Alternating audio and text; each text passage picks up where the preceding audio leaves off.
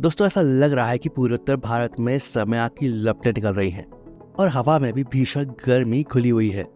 दिल्ली के तीनों केंद्रों में पारा 50 डिग्री सेल्सियस के पार चला गया है। वहीं राजस्थान के चुरू और फलौदी जैसे शहरों में टेम्परेचर भी 50 को पार कर चुका है।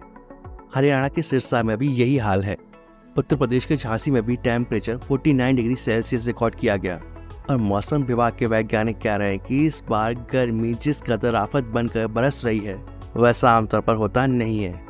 और ये गर्मी इतनी ज़्यादा है कि इसमें जरा भी एक्सपोजर जानलेवा ही साबित होगा।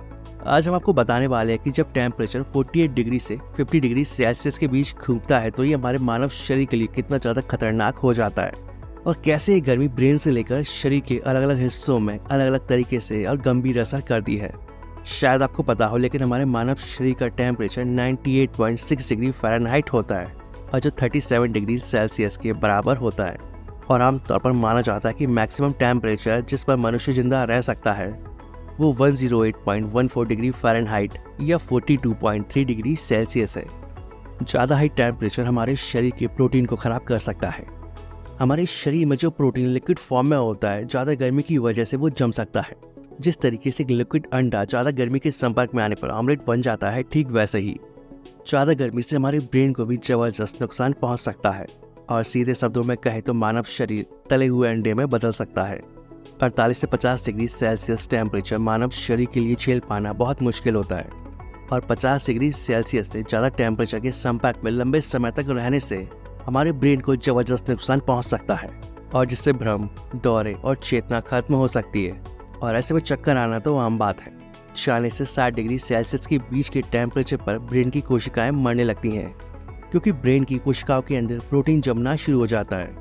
40 डिग्री सेल्सियस से ज़्यादा टेम्परेचर अलग अलग प्रकार की ब्रेन सेल्स पर बेहद खतरनाक असर डालता है।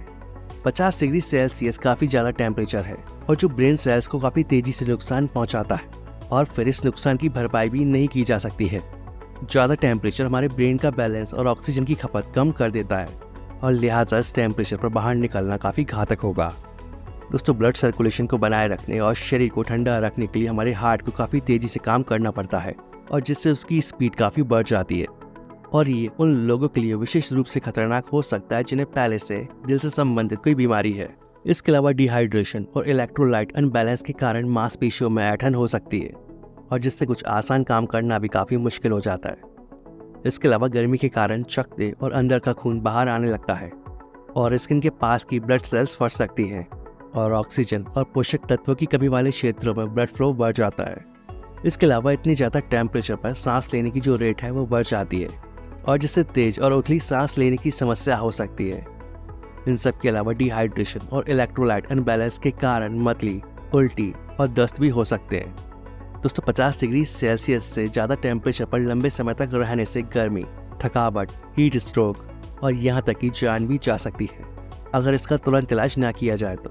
और ज़्यादा गर्मी के असर को कम करने के लिए आप कुछ उपाय अपना सकते हैं और जिसमें सबसे पहला है कि आपको पर्याप्त मात्रा में पानी पीना है, ज़्यादा मेहनत वाले कामों से दूर रहना है और जब भी पॉसिबल हो तो छाया, एयर कंडीशन स्थान का इस्तेमाल करना है।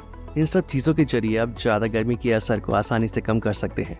और दोस्तों, देखा जाए तो 50 डिग्री सेल्सियस का टेम्परेचर हमारे शरीर के लिए वाकई में जानलेवा होता है और जो कई तरह से हमारे शरीर के अलग अलग अंगों को डैमेज करता है।